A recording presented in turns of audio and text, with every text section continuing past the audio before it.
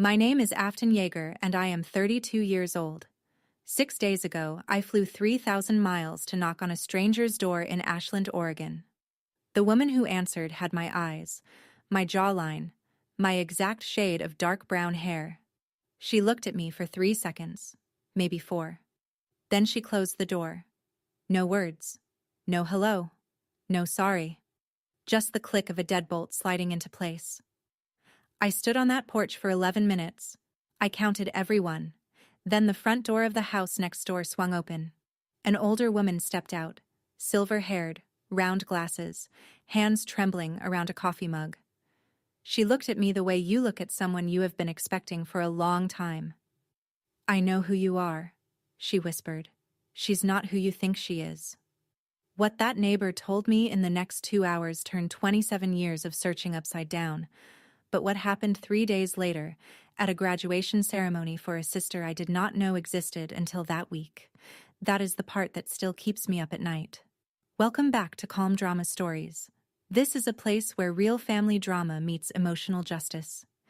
If you have ever stood at someone's door waiting for an answer that never came, this story is for you. Drop a comment and be sure to subscribe. Now, let's get into it. I grew up in a split-level house in Broomall, Pennsylvania, 14 miles west of Philadelphia.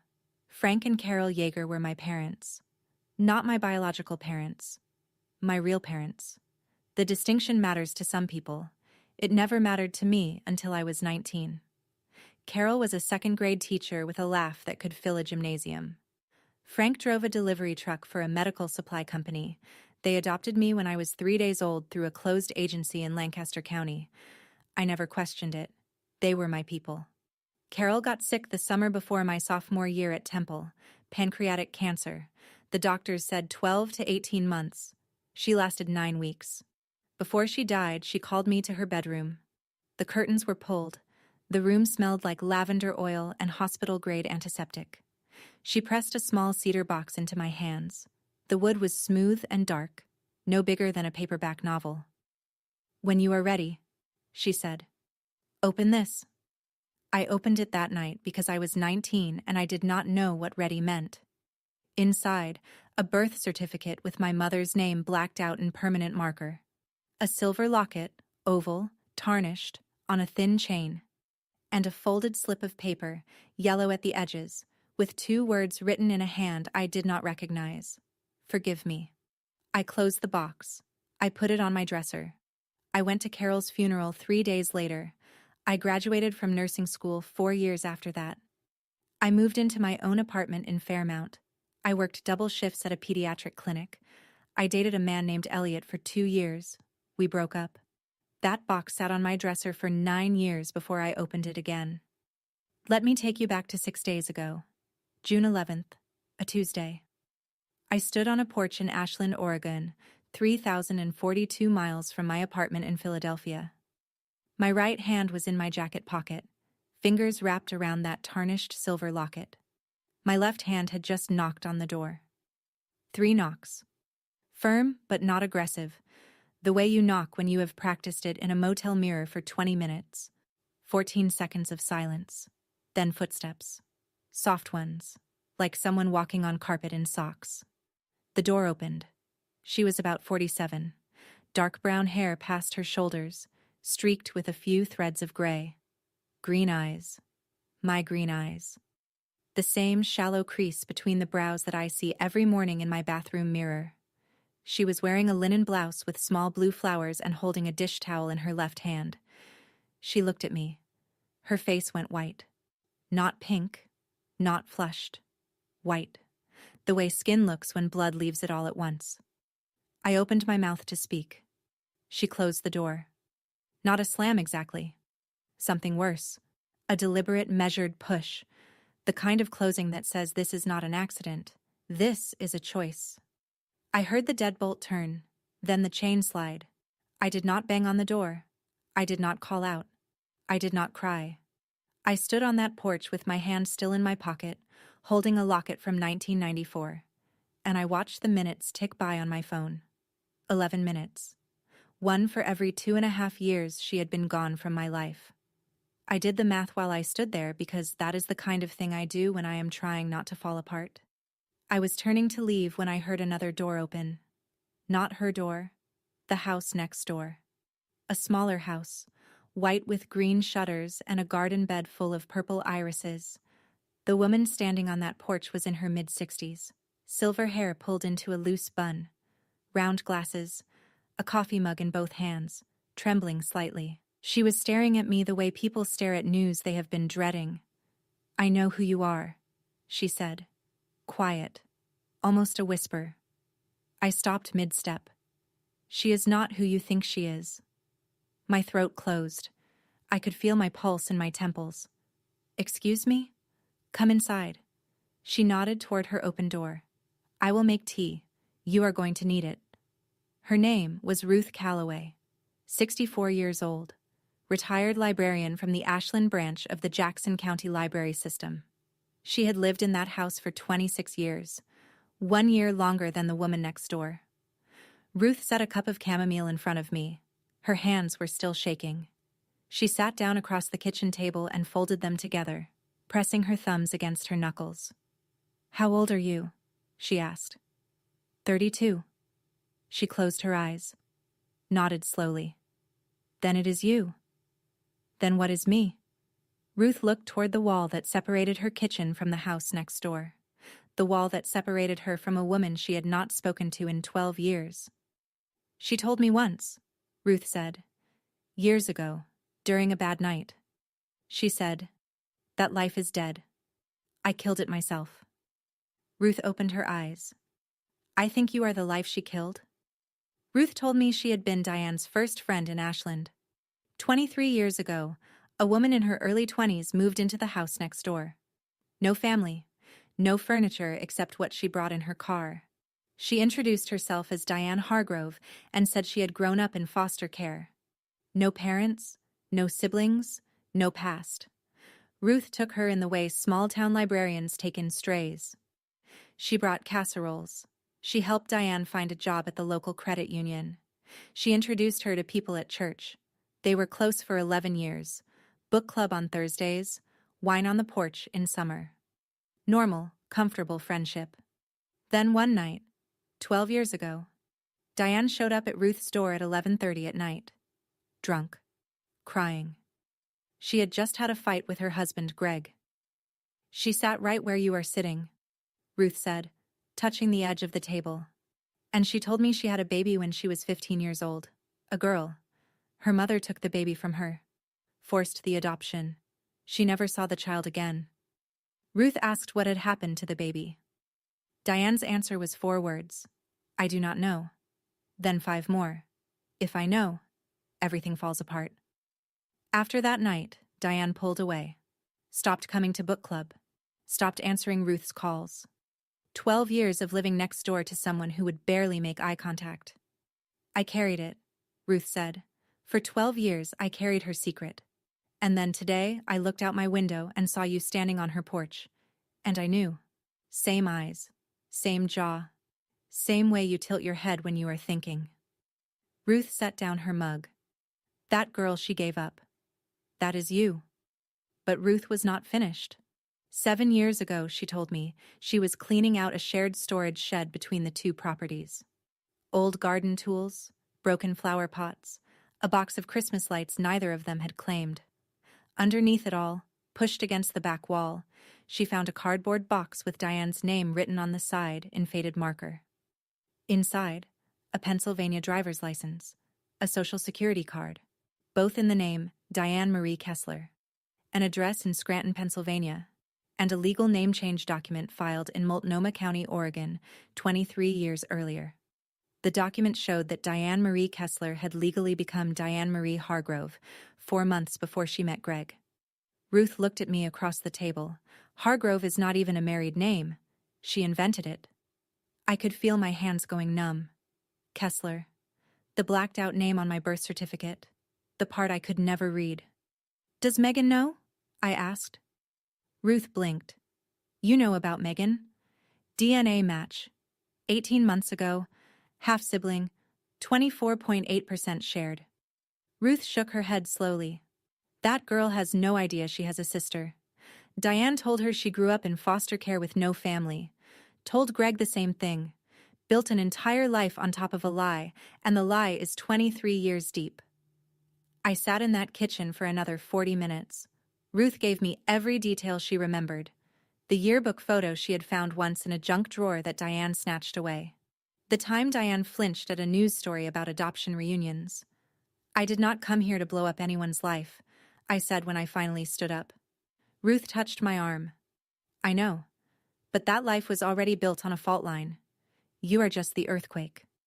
I checked into a motel on Siskiyou Boulevard. The Mountain View Inn, $69 a night. Thin walls, a window unit that rattled, and a parking lot view of the Cascade foothills. I sat on the edge of the bed with the cedar box on my lap. I had carried it in my backpack from Philadelphia. 3,000 miles in the overhead bin. I opened it and ran my thumb over the locket. Then I called Frank. My father. My real father.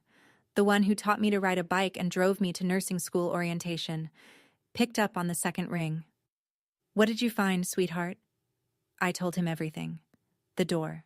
The 11 minutes. Ruth. The name Diane Kessler.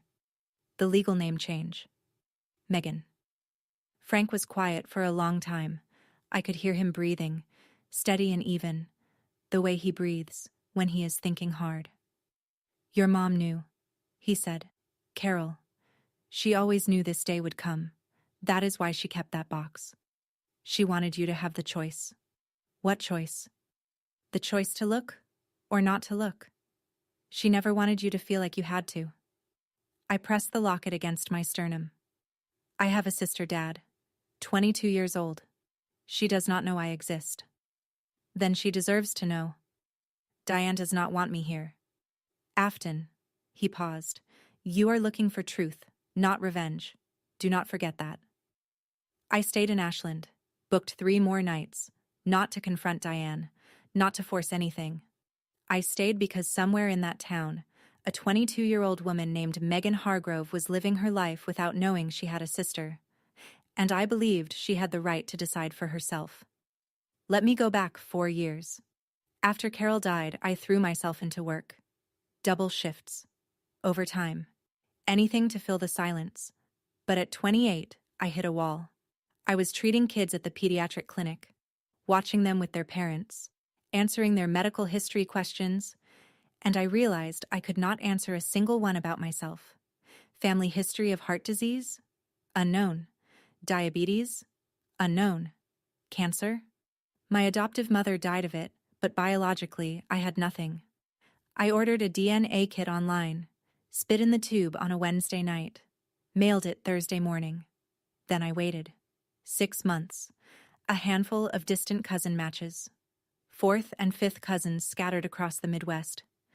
Nobody close enough to mean anything. 1 year. Still nothing meaningful. I started checking the app less. Every Monday and Friday, then just Fridays, then once a month. 2 years.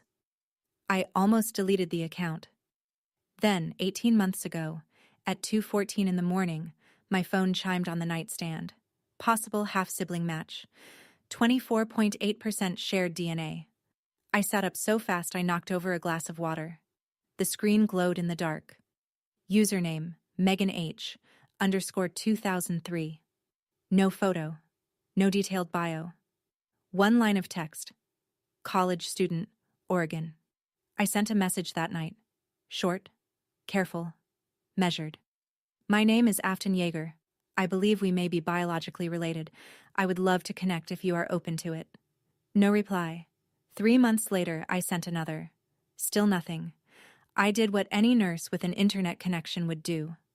I traced the username to a public Facebook profile. Megan Hargrove, Ashland, Oregon. In the profile picture, a young woman with dark brown hair and green eyes smiled at the camera. She looked exactly like me. I did not want to ambush her.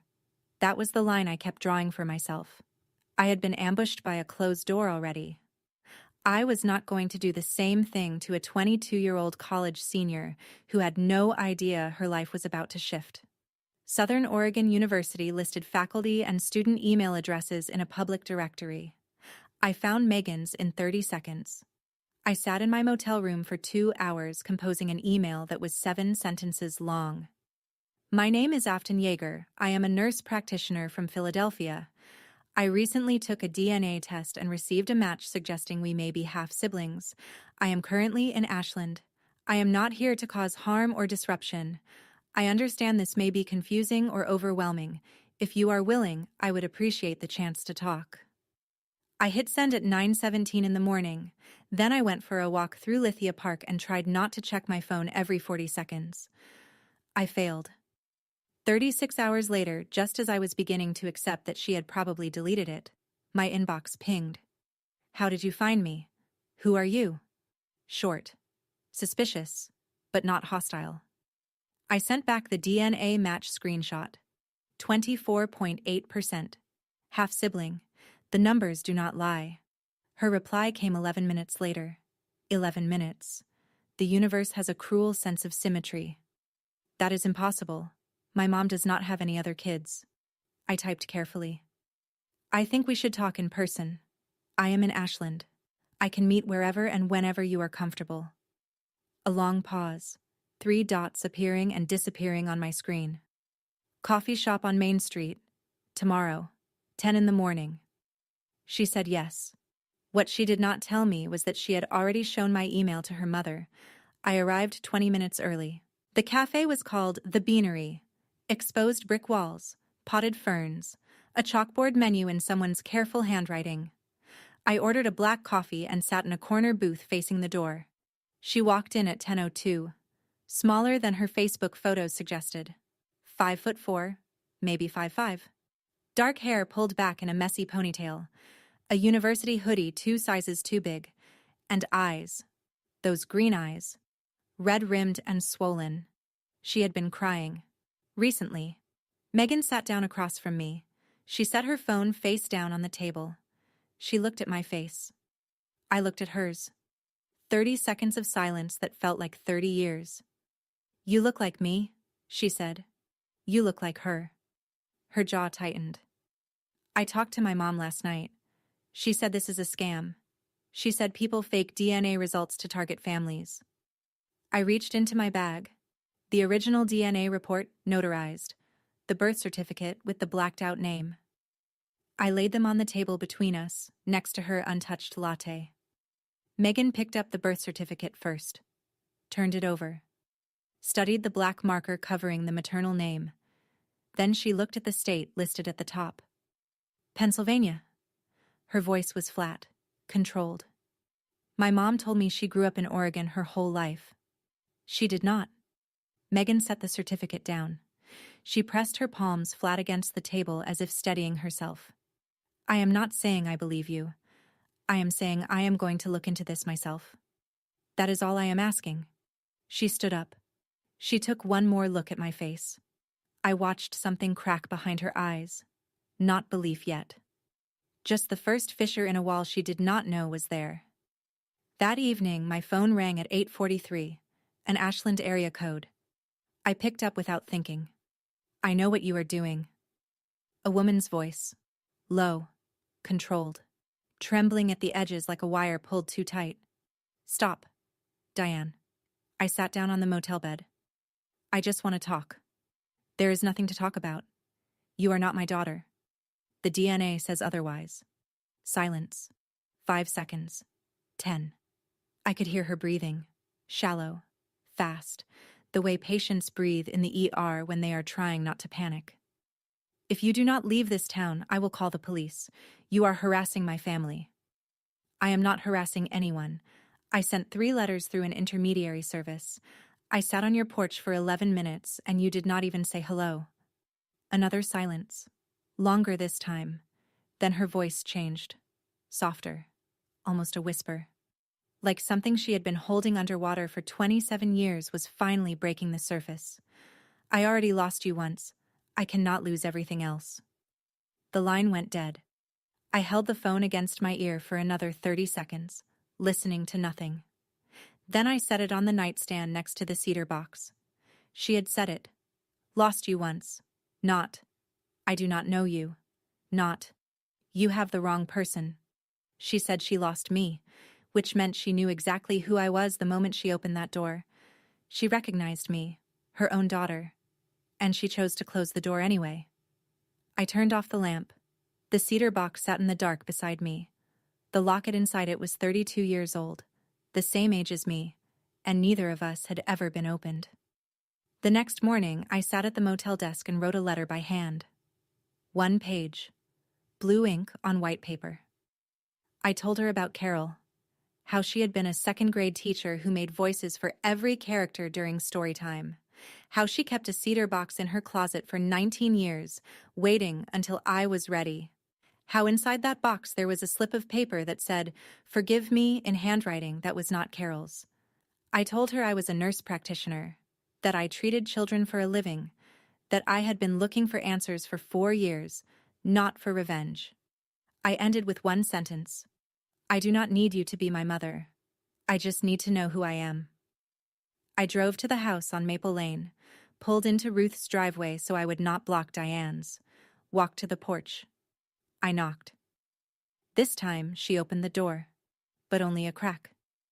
The chain was still on. I could see one green eye and half her mouth through the gap. Her lips were chapped. I held the envelope out toward the opening. Please read this. She looked at the envelope. She did not take it. I set it on the doorstep. Read it when you are ready. I turned and walked back to my car. When I looked over my shoulder, she was standing behind the front window, watching me through the curtain. She did not pick up the letter that morning. She did not pick it up that afternoon, but Ruth called me at 9:15 that night. I just saw her come out, Ruth said. Midnight. She took the envelope inside. Midnight. She waited until no one could see her. That told me everything about how deep the shame ran. Megan called me the next afternoon. Day 4, in Ashland. I was eating a sandwich in the motel room when her name appeared on my screen. I did some digging, she said. No hello, no small talk. I searched my mom's maiden name on our birth certificates. It says Hargrove. But here is the thing. She had spent the night going through public records, county tax filings, property transfer documents, Oregon Department of Motor Vehicles databases accessible through the university library system. There is no record of a Diane Hargrove anywhere in Oregon before 2001.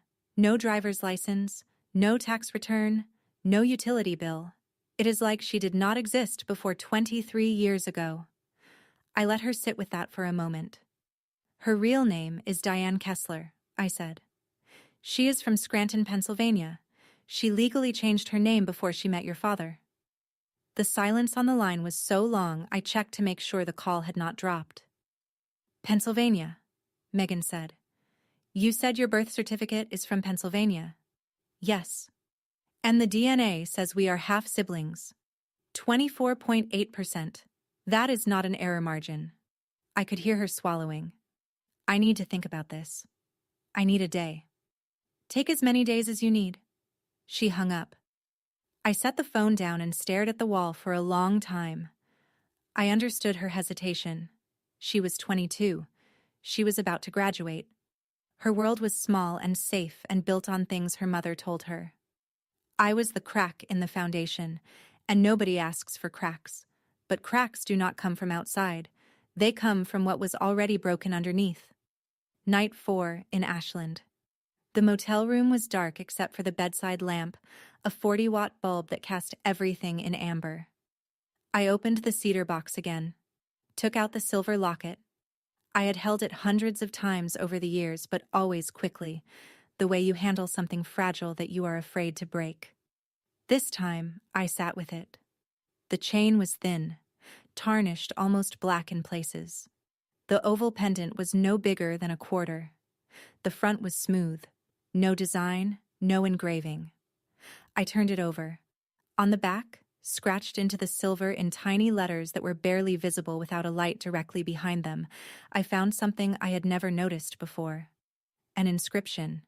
DK to A. I am sorry. 1994. I held the locket under the lamp, tilted it until the letters caught the light. DK Diane Kessler. A. That was me. A for Afton. Or maybe just A for the baby they had not named yet. 1994. The year I was born. She had inscribed this locket and placed it around my neck before the adoption agency took me away. Before Carol and Frank brought me home.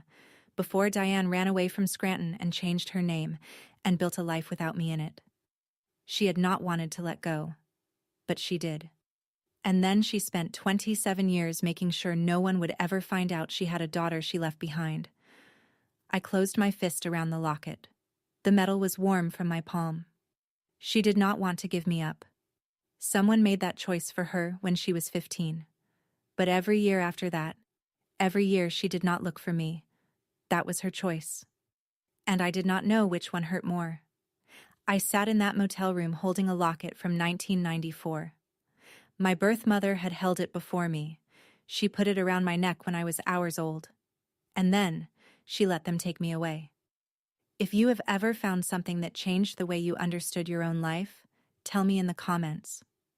I want to hear your story. The next morning, I opened the Ancestry app and saw something that made me sit straight up in bed.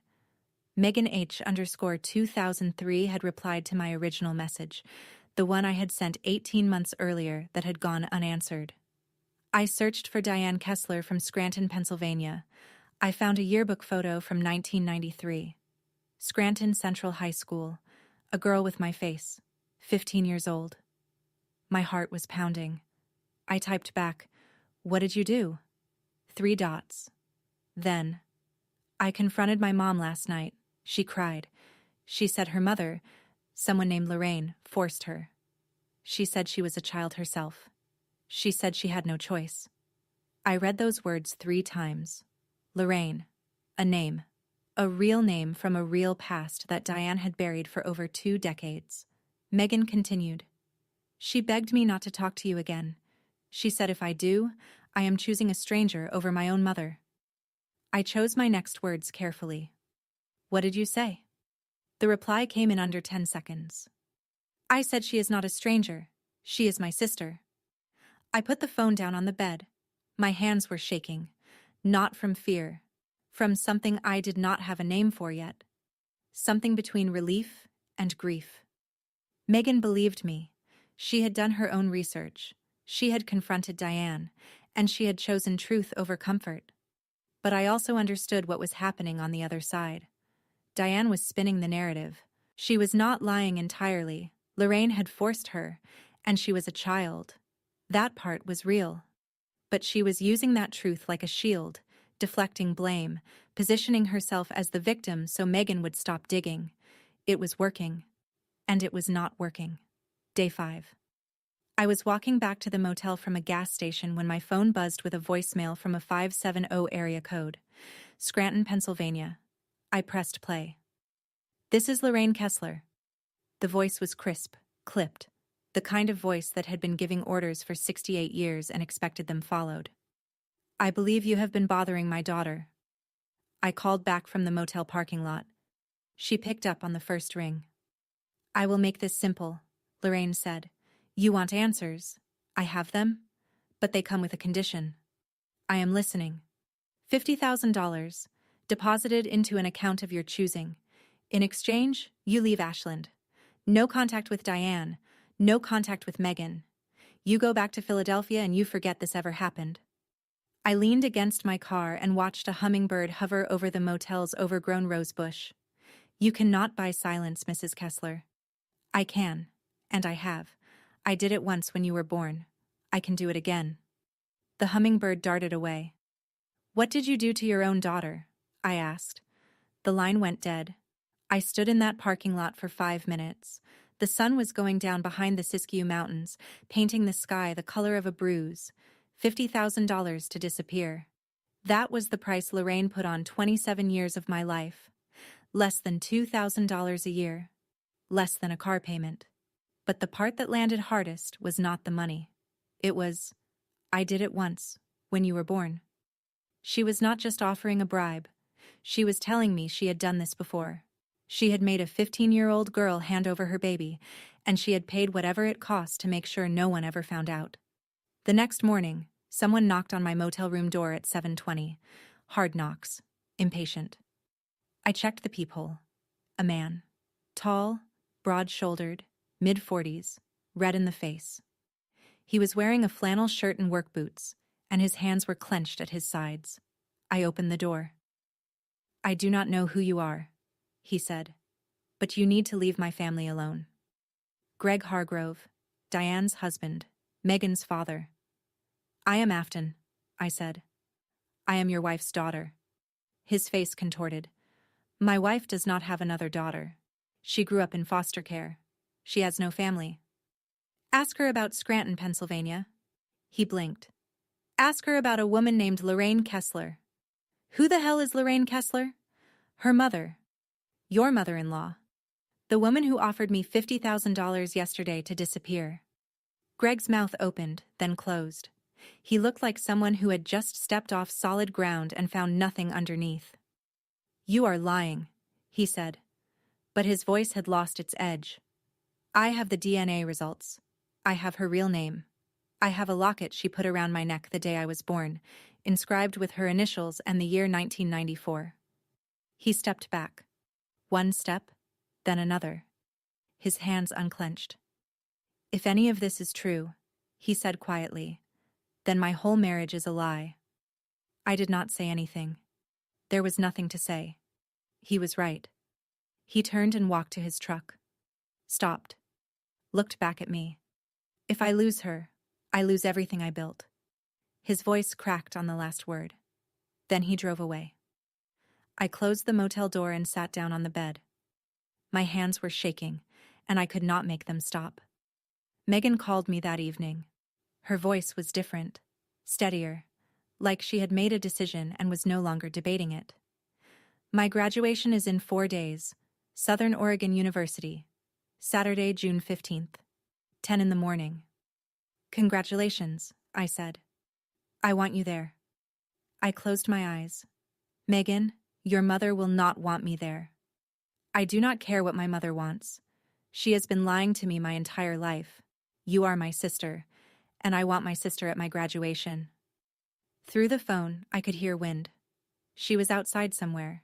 Maybe the campus quad. Maybe the park where we had not yet walked together. "My dad knows now," she said. "He is not speaking to Mom. He slept in the garage last night." "I am sorry." "Do not be sorry. None of this is your fault." She paused. "Well, maybe the showing up at the door part was bold. But the lying part? That is on her." I almost smiled. Almost. "I do not want to make your graduation about me," I said. "It is not about you. It is about the truth. She needs to see her 2 daughters standing together. Both of the daughters she pretended did not exist in the same room." I called Frank that night, told him Megan had invited me to her graduation. "Go," he said, "but go for Megan, not against Diane." "I know. Your mom would have liked her. Megan. She sounds like a kid who does not run from hard things. She gets that from someone. Maybe the same place I got it." Frank laughed. It was the first time I had heard him laugh in days. "Go to the graduation, kiddo. Clap the loudest." I booked one more night at the Mountain View Inn. Megan did not tell me she had also invited Lorraine. Ruth called me the next morning at 6:45.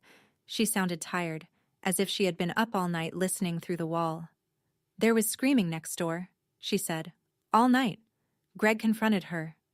"What happened?" Ruth told me what she had overheard. Greg had come home from my motel and gone straight to the bedroom. He asked one question. "Is your real name Diane Kessler?" Diane broke down. She told him about Scranton, about being 15, about Lorraine dragging her to the adoption agency, about running away at 18, living in shelters for 3 years, coming to Ashland and building a new person from scratch. "She said her mother forced her," Ruth reported. "She said she was a child. She said she had no choice." Is that true? The first part, probably. She was 15. But the second part, the 23 years of lying, that part was all her. Greg had asked the obvious question. "Why did you not tell me?" "Because I was ashamed. Because I thought you would leave." You should have told me, Greg said. We could have faced it together. I was protecting our family. You were protecting yourself. Ruth said Greg was sleeping in the garage again, but he had not left. He was still there, in the same house, separated by a hallway and 23 years of deception. I sat in the motel and processed what I was feeling. There was sympathy for the 15-year-old girl whose mother took her baby. That part of Diane was real, and it was tragic. But there was also anger at the 47-year-old woman who had 27 years to find me and chose not to. She had opportunities. DNA testing had been available for years. She chose silence every single time. Diane called me that afternoon. Her voice was different from the first call. No steel, no threats, just a ragged, wet whisper. I was a child, she said. 15 years old? My mother drove me to a clinic. She told them I was giving the baby up. I did not even get to sign the papers. She signed them for me. I said nothing. I let her talk. I held you for 45 minutes before they took you. They had to pull you out of my arms. I was screaming. My mother told me to stop making a scene. Then why did you close the door? A long, shaky breath. Because seeing your face was like seeing the ghost of the girl I used to be. The girl I killed when I left Scranton. The girl who had a daughter and lost her and never fought to get her back. You could have opened it again. Silence. Then her voice shifted. The softness sharpened into something harder. Something calculated. If you come to Megan's graduation, you will ruin the most important day of her life. Is that what you want? Megan invited me. Megan is 22. She does not understand what she is doing. She understands that she has a sister. That is enough. I already lost you once. I cannot lose everything else. I let those words hang in the air. Then I said what I had been holding for 6 days. You did not lose me, Diane. You let me go. There is a difference. The line went quiet. Not dead. I could still hear her breathing. But she did not speak again. After 30 seconds, I ended the call.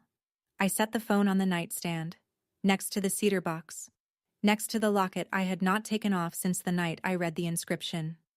2 days before graduation. I drove to Maple Lane one more time. I did not knock. I sat down on the top step of Diane's porch and looked out at the street. The neighborhood was quiet. A sprinkler ticked in someone's yard. A dog barked 2 blocks over. The irises in Ruth's garden were bending in the breeze. 8 minutes passed. Then the front door opened behind me. I did not turn around. I heard her step onto the porch. She stood there. I could feel her shadow on the back of my neck. What do you want from me? She asked. Nothing you are not willing to give. She sat down on the opposite end of the step, 3 feet between us, the closest we had been since the day I was born. I cannot be your mother. I do not know how. I looked at her. Green eyes, red-rimmed, no makeup. Up close, I could see the lines around her mouth that I would probably have in 15 years. I am not asking you to be my mother. Carol was my mother. She raised me. She loved me. She kept a cedar box in her closet for 19 years because she wanted me to have the choice to look for you. Diane flinched at Carol's name. I am asking you to stop lying. Her face hardened. The vulnerability from the phone call retreated behind something older, something she had built like a wall, 1 brick at a time, over 23 years. You have no idea what I have been through. You are right. Because you never told me. I stood up. I brushed off the back of my jeans. I walked to my car without looking back. She did not call after me. 2 days until graduation. And I still did not know what Lorraine was planning. The day before graduation, Megan and I met at Lithia Park. We walked along the creek, past the duck pond and the Japanese garden and a group of teenagers playing guitar on a blanket. Megan asked me about my childhood. I told her about Broomall, about Frank and his delivery truck, about Carol's voices during story time, about nursing school, about Elliot, about the pediatric clinic where I worked with kids who had runny noses and broken arms and parents who loved them fiercely. Were you happy? She asked. I was loved.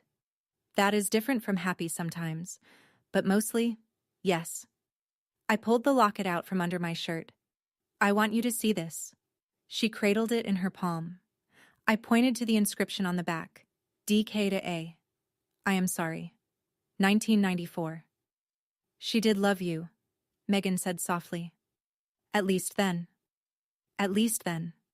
Megan took out her phone and showed me photos.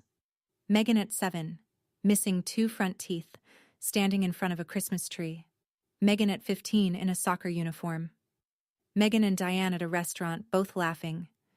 In every picture, I could see the features we shared. The jawline, the eyes, the way we tilted our heads slightly to the left. She is not who I thought she was, Megan said. She was looking at the photo of Diane, not at me. No, I said. She is not. But you are who I have been looking for, Megan said.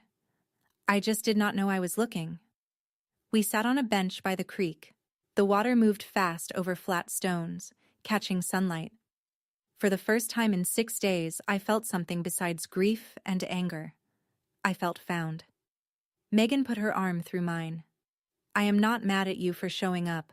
I am mad at her for making sure I never knew you existed. That evening, Ruth called again. Her voice was tighter than usual. A woman arrived at Diane's house about an hour ago. Older. Drove a silver sedan with Pennsylvania plates. Expensive coat. They have been arguing. Lorraine. What are they saying? I cannot hear everything, but the older woman keeps saying, "You fix this or I will." And Diane is crying. Lorraine Kessler had flown 3,000 miles to do what she had always done. Take control. I called Megan immediately. She answered on the first ring. I know, she said before I could speak. Mom told me. She said my grandmother is here to support her. Your grandmother offered me $50,000 to leave town. Dead silence. She what? 5 days ago. She called me and offered me $50,000 to disappear. No contact with Diane, no contact with you. Megan's breathing went shallow. I have never met this woman. My mom told me she was dead. She told me both her parents died before I was born. Lorraine is very much alive. She is at your mother's house right now. You are telling me that my grandmother, who my mother told me was dead, tried to pay you to vanish? The same way she made my mother give you up 32 years ago? Yes. Not this time. There was steel in her voice, the kind that comes from being 22 and discovering that the people who raised you built your world on sand. Graduation is tomorrow, Megan said. 10 in the morning. All 5 of us will be in the same place. Are you sure about this? I have never been more sure of anything. I am graduating. My sister is going to be there, and everyone in my family is going to have to deal with that. I spent my last night at the Mountain View Inn sitting on the bed with the cedar box open on the pillow beside me. I took the locket off its chain and held it in my palm. DK to A, 1994.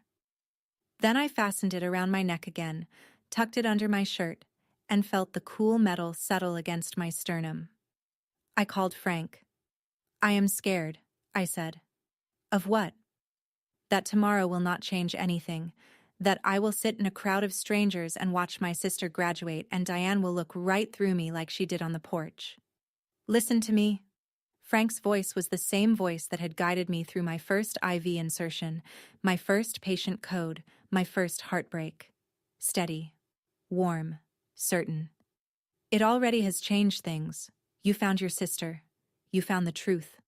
That is enough. But Diane is Diane's problem. You did not cross 3,000 miles for Diane. You crossed them for the truth. And you found it. I looked in the motel mirror. My face. Diane's face. But the expression, the way my eyes softened when I was tired, the way my mouth set when I was determined, that was Carol. Carol taught me how to smile when it hurt. Carol taught me how to stand up without raising my voice. I texted Megan. Whatever happens tomorrow, I am glad I found you. She texted back in 12 seconds. Whatever happens tomorrow, I am not letting go. I turned off the light. The cedar box sat on the nightstand. The locket hung around my neck. Somewhere on the other side of town, Lorraine and Diane were in the same house, two women who had spent decades erasing me, and tomorrow, they would both have to look at me. Saturday, June 15th, 10 in the morning, Southern Oregon University. The ceremony was outdoors, on a wide lawn between two brick buildings. White folding chairs in neat rows. A podium draped in blue and gold. The Siskiyou Mountains rising behind it all, green and ancient and completely indifferent to what was about to happen. I arrived 30 minutes early. I wore a navy dress I had packed from Philadelphia. The only nice thing in my suitcase. The locket hung visible against my collarbone. I was done hiding it. I sat in the back row, watched the families filter in, fathers with cameras, mothers in sundresses, little siblings fidgeting, everyone cheerful, sunscreen slathered, clutching programs. Then I saw them. Diane came in from the left, wearing a floral dress and large sunglasses that covered half her face. Her eyes were swollen underneath. I knew because I had seen those eyes up close on the porch. Greg walked 2 steps behind her, jaw locked, hands in his pockets. And then Lorraine. She entered from the parking lot like someone who owned the venue. Gray blazer, pearl earrings, silver hair cut sharp above the collar. She walked with the kind of posture that said, "I have never been wrong about anything." Her eyes scanned the crowd. They landed on me, held, then moved on. My phone buzzed. A text from Megan. Row 12, seat 7. I saved it for you. I looked at the seating. Row 12. I counted forward. Row 12 was directly behind rows 10 and 11, where Diane and Greg were settling in. Megan wanted her mother to feel me sitting behind her for the entire ceremony. I walked forward, sat down. Diane turned around, saw me. Her face went white for the second time in a week. Lorraine glanced over, set her jaw, took Diane's hand. The ceremony had not even started. The dean gave a speech about new beginnings. A valedictorian talked about the courage to face the unknown.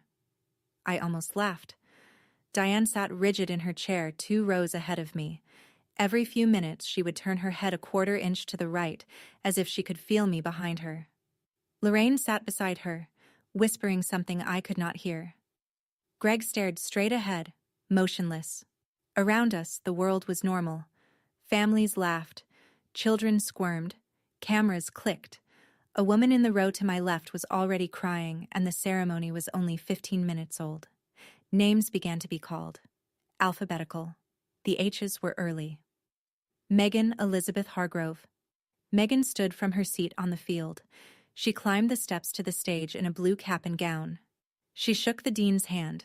She took her diploma folder. Then she looked out at the crowd. She found Diane first, smiled briefly, politely. Then her eyes moved up and to the right. Found me.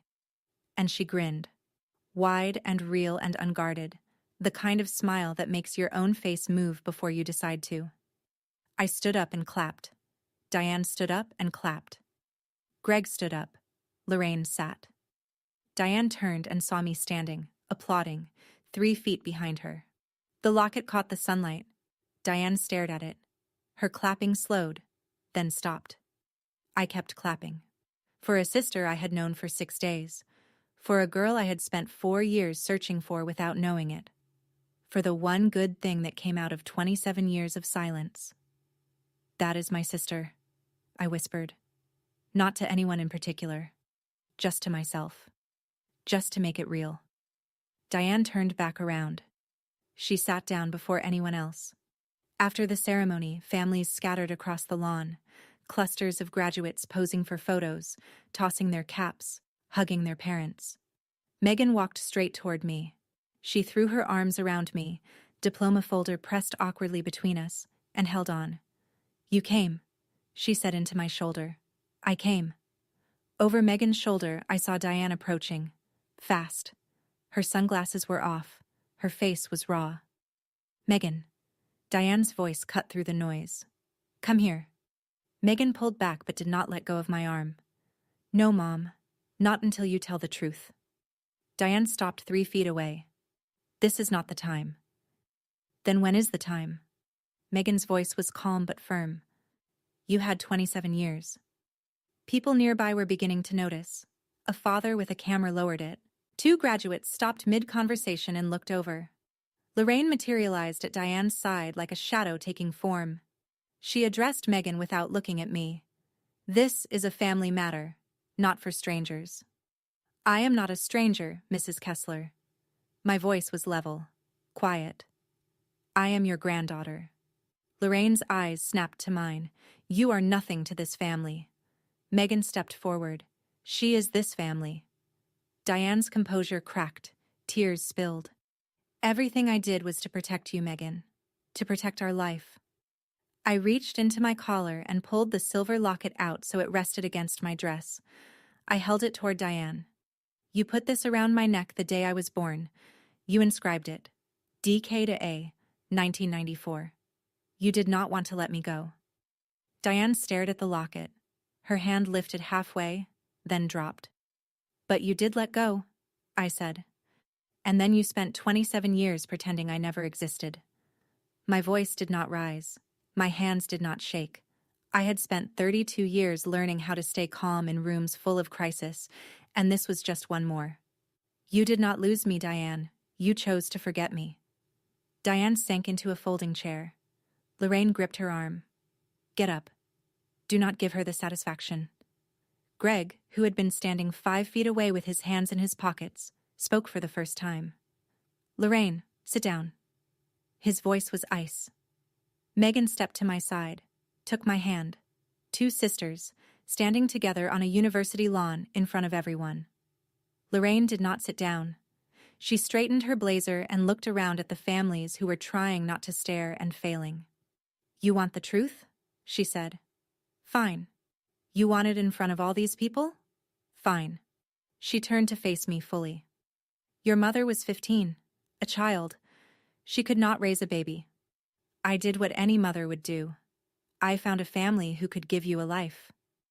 You did what was convenient for you, I said. I saved this family from scandal.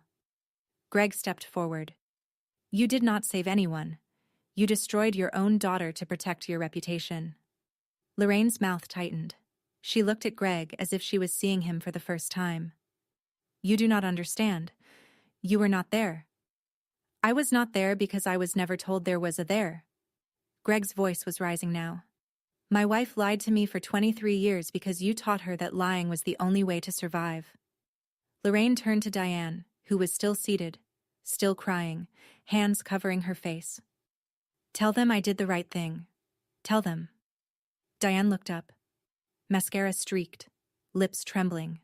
She looked at Lorraine, at the woman who had ruled her life for 47 years, and something shifted.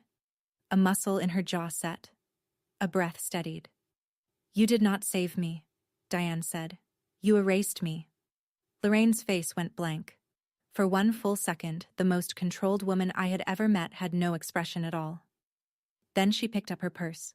She straightened her pearl earrings. I am done here. And she walked toward the parking lot.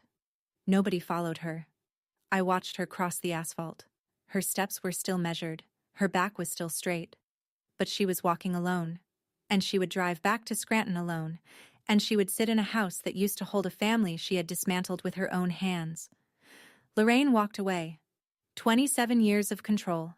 And in the end, it took one sentence from her own daughter to break it. If someone in your family has ever tried to erase a truth that you deserve to know, subscribe and drop a comment. These stories need to be heard. The lawn cleared slowly. Families wandered toward the parking lot, toward restaurants, toward celebrations. Eventually, only 4 of us remained on the grass. Diane, Greg, Megan, and me. Diane lifted her head. She looked at me, really looked. Not through a cracked door, not from behind sunglasses, not with the armor of 23 years of pretending.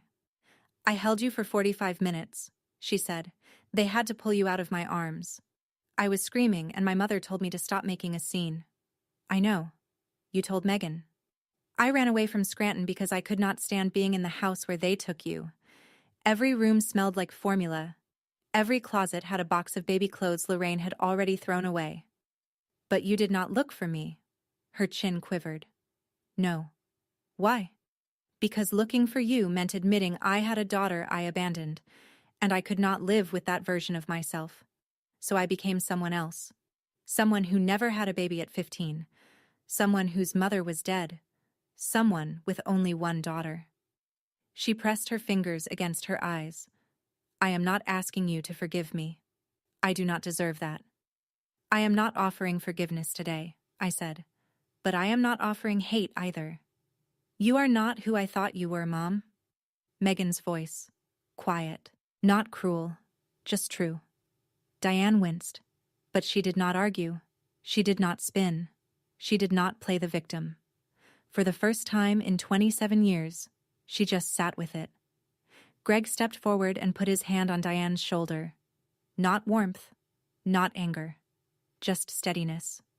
The kind of touch that says, I am still here, but we have a long way to go. The four of us stood on that lawn for another 3 minutes without speaking. Then Megan took my arm and we walked away together. We walked across the campus in our own silence, Megan still in her cap and gown, me in my navy dress with the silver locket on my chest. Behind us, Diane and Greg sat on folding chairs on an empty lawn, two people beginning the long and uncertain work of figuring out what was left. What now? Megan asked. Now we get to know each other. Slowly. No pressure. Will you come back to visit? As often as you will have me? And Mom? I looked at the mountains behind the campus. The snow was gone from the peaks. Summer was settling in. That is her choice, not mine. We found a bench under an old oak tree at the edge of the parking lot. Megan set her diploma on her lap. I took off the locket and opened it. Empty. It had always been empty. No photo inside, just the inscription on the back and a hollow space where something should have been. I think I know what to put in it now, I said. I pulled out my phone. Come here. We leaned together. I held the phone at arm's length and took a photo. Two women with the same jawline and the same green eyes, squinting into the June sun, smiling. I will get it printed small enough to fit. Megan laughed. It was a good laugh. Surprised and real. Like finding something you did not know you had lost. 2 weeks later. I was back in Philadelphia, standing at the nursing station at the pediatric clinic, filling out charts for a 7-year-old with an ear infection. Megan FaceTimed me every Wednesday at 8 in the evening. We talked about small things mostly. Her job applications, my patients, a documentary she watched about octopuses, the kind of conversations that build something sturdy without rushing it. She was planning a trip to Philadelphia in October. She wanted to see the Liberty Bell and eat a real cheesesteak and meet Frank. Frank had already bought a new welcome mat for the front door. Diane had not called me. Not once. But Megan reported pieces. Greg and Diane had started marriage counseling. The counselor told Greg it would take months, maybe years. Greg said he was willing to try. Diane had spoken to Lorraine once, by phone, to tell her not to contact Megan or me again. According to Megan, it was the first time in Diane's life that she had told her mother no. 27 years late, but she did it. Ruth sent me an email. Short, in the way that retired librarians write emails. Proper punctuation, no emojis. The porch next door looks different now. She left the front door unlocked for the first time since I have lived here. That might not mean anything, but it might. Frank mailed me a photograph he had found in a shoebox in the attic. Carol, 28 years old, holding a baby in a yellow blanket. Me, 3 days old. Frank had written on the back in pencil, "First day home." I put that photo on my nightstand, next to the cedar box, next to a printed selfie of Megan and me under an oak tree in Ashland, Oregon. Two faces that looked alike. Two lives that almost never intersected. The locket had a photo in it now. Megan, grinning into the camera, squinting against the sun. It fit perfectly. I spent 27 years looking for a mother who did not want to be found. I flew 3,000 miles to knock on a door that closed in my face. I stood on a porch for 11 minutes waiting for someone who was never going to come out. But I found a sister who had been waiting for me without knowing it. And I learned that family is not just who gives you life, it is who shows up when the door finally opens. That is my story. 27 years, one closed door, one whispering neighbor, and a sister I almost never met. If this story reminded you that the truth is always worth finding, share it with someone who needs to hear it. Drop a comment, hit subscribe, and I will see you in the next one.